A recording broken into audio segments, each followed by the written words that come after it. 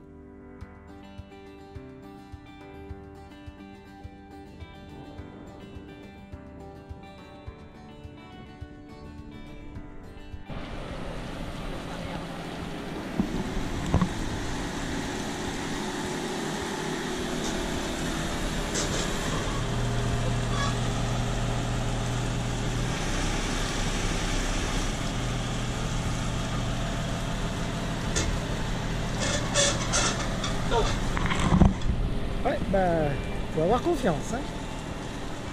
Bon, ils savent ce qu'ils font. J'espère.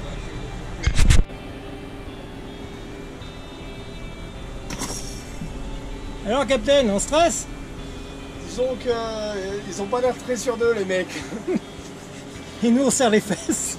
Donc c'est pas que j'aimerais pas finir par terre, mais presque quand même.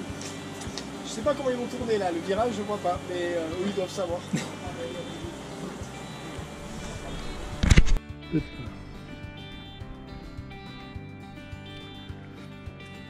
Sortie de l'eau. Faites déjà, alors j'ai perdu les images, j'avais fait les images de tous les travaux, mais je les ai perdues, je sais pas ce que j'ai fait avec la caméra. Alors on se refait un petit tour. Alors on a refait notre joint de quille gentiment. Donc ça a été refait complètement, creusé, refait. Plutôt content de ça. Derrière on a... Ah, il pleut. Il y a eu un nettoyage complet de l'hélice. Donc ça, tranquille, pas de problème. On a profité pour nettoyer ce qu'il y avait à nettoyer. On a changé le joint Volvo, donc un joint diamètre 40. Donc là, sortie du tourteau, sortie de l'arbre, avec la sortie de la clavette, nouveau joint remis. En parlant de ça, si vous changez votre joint Volvo, n'oubliez pas, là, donc à la remise à l'eau, de presser le joint pour faire rentrer. Donc il y a une bulle d'air à l'intérieur aujourd'hui puisqu'il est plein d'air. Si vous ne faites pas ça, il va chauffer parce qu'il est fait pour travailler dans l'eau et son refroidissement c'est l'eau. Donc vous pressez bien le joint, vous allez entendre quand vous êtes dans l'eau et vous pressez jusqu'à ce qu'il y ait l'eau qui coule. Et là ça veut dire qu'il y a de l'eau à l'intérieur du joint et normalement vous êtes bon. Si vous n'êtes pas ça, vous allez le brûler. Donc voilà. Tiens, quelque chose que je voulais vous montrer aussi, on a un échangeur thermique en plaque sur le frigo. Donc ça c'est la plaque de refroidissement du frigo. Donc là on l'a coupé parce que sinon elle chauffe et on peut... il aime pas trop ça. Donc c'est pas un frigo qui a un système d'eau qui rentre dans le bateau et qui ressort. C'est une plaque à échange thermique. Et donc on a refait la fameuse bague de safran et tombé le safran et surtout fait la réparation là-haut. Alors la réparation, il y avait tout simplement quand on a démonté, qu'on a fait tomber la bague, on s'est rendu de suite compte qu'il y avait une craque sur le bas.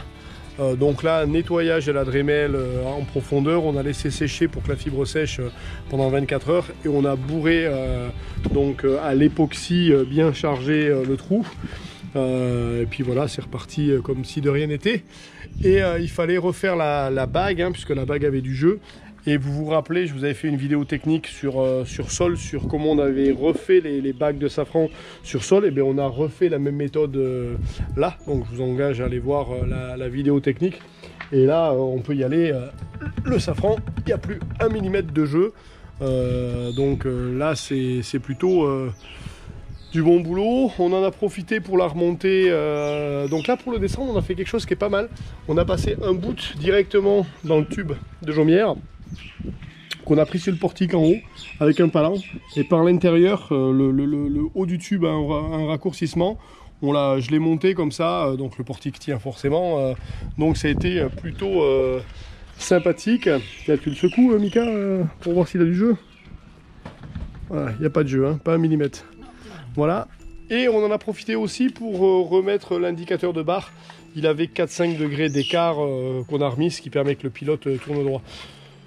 Voilà pour les travaux les copains. On lui a pas fait son anti-fouling, on a passé vite fait un coup d'éponge et de Karcher dessus. Bon, la coque est propre, pas 1 gramme d'osmose, mais ça on avait vérifié quand on avait été j'avais fait l'inspection de la coque.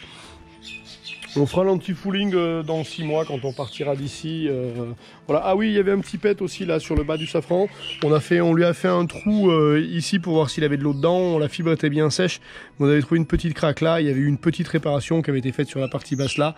Donc on a gratté, refait et remonté. Et là on a mis un petit coup d'anti-fouling dessus. Voilà, je suis désolé, j'ai perdu les images de tout ça. Donc on a passé pas mal de temps dans le petit trou à faire l'ensemble. Travaux faits en 3 jours. Hein. 2 jours. 2 jours? 2 jours. Ah oui, on est arrivé vendredi midi. Fini aujourd'hui à midi. Ouais, je suis fini aujourd'hui au midi, sans forcer en plus. Hein, on n'a pas. La remontée était très facile. Voilà. Et ils nous ont sorti au tracteur. Tiens, sur. Alors ça m'a rappelé les descentes sur sol quand on était dans la Vilaine. Là, pareil. Donc ils nous ont sorti comme ça. Donc le voilà, notre petit 52 pieds avec une belle carène.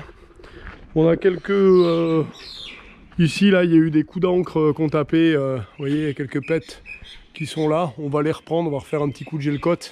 Ils n'ont pas été super. C'est vrai que bon, la Rocknat 25 kg, elle est un peu grosse quand elle monte. Voilà, donc une belle ligne. Il est content, Mika. Hein? Ouais, je suis content, ouais. Belle Rocknat, ça tient, ça. Donc voilà les copains, voilà pour les travaux.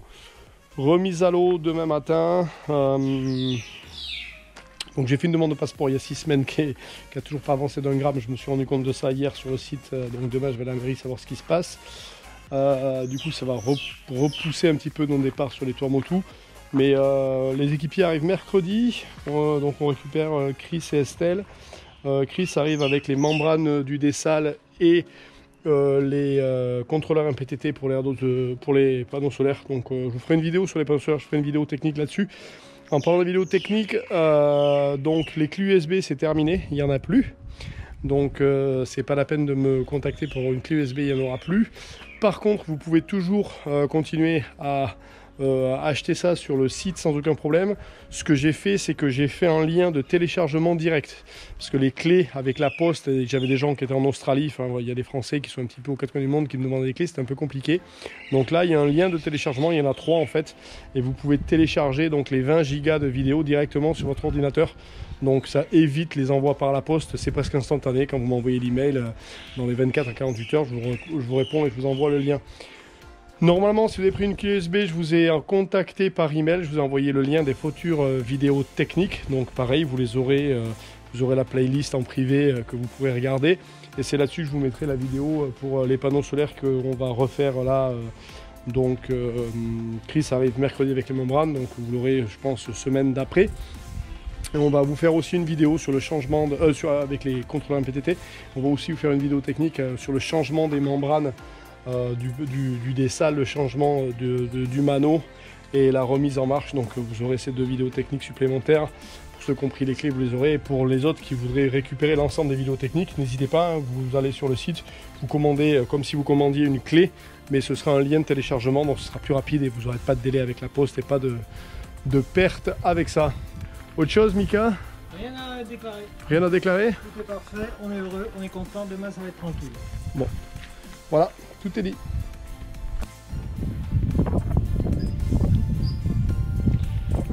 Un Madobi 416, eh ouais. Il n'y avait pas possibilité de trouver un tube, c'était compliqué, ça fait des mois qu'on cherche. Mako nous a donné un Madobi 416 et donc voilà, on a un joli Madobi 416 hein, qu'on a bidouillé, on lui a fait... Et voilà notre tangon magnifique, donc il nous manque l'attache là, mais ça va arriver. Et puis on a mis en place nos radeaux de survie, donc ils sont en place, sur lequel j'ai fait quelque chose que vous avez peut-être vu certains, ou certains jamais vu, donc je vais vous le montrer. Voilà, relâche rapide du radeau de survie, puisque quand le bateau est à l'envers, il faut aller récupérer le radeau de survie. Donc là j'ai mis des pins en métal, qui sont serrés et tendus. Donc là si tu plonges, tu attrapes le pin, tu tires dessus, clac, le nœud se défait et il s'en va. J'en ai mis 3, j'en ai mis un ici, un là, un là-bas. Parce que quand vous avez une sangle qui est sanglée sur le radeau de survie autour, qui a pris le sel pendant des mois, des années, ou à l'arrière du bateau, ou un système où il faut défaire en nœud, c'est hyper compliqué. Là vous attrapez le pin, vous tirez, hop, ça s'en va et ça part bien. Certains vont me dire oui mais tu risques de perdre les pins, machin, etc. Non, on ne perdra pas les pins, ils ont une certaine distance, on reviendra là-dessus dans le temps, je vous montrerai à chaque fois que j'irai les checker, voir s'ils ont bougé, etc. Mais vous allez voir que ça se passe bien au niveau des pins. Voilà, j'ai fait à peu près le tour de ce qu'on a fait. Quand il vient de pleuvoir, vous pouvez voir que l'eau reste bien voilà, traitée au silicone. Voilà, c'est bien étanche. Il y a des petites de l'eau partout, mais il ne rentre pas. Là-bas on a mis un presse-étoupe pour faire un récupérateur d'eau. Donc on a un récupérateur d'eau de l'autre côté, vous pouvez le voir là-dessous. Donc là on peut mettre la caisse dessous. Une fois qu'on a mis la caisse, on récupère toute l'eau qui tombe du presse-étoupe dans la caisse, on peut la déplacer. Et puis j'ai fait un petit bouchon quand on ne veut pas récupérer de l'eau, petit bouchon à l'intérieur et c'est réglé. Allez, à bientôt les copains.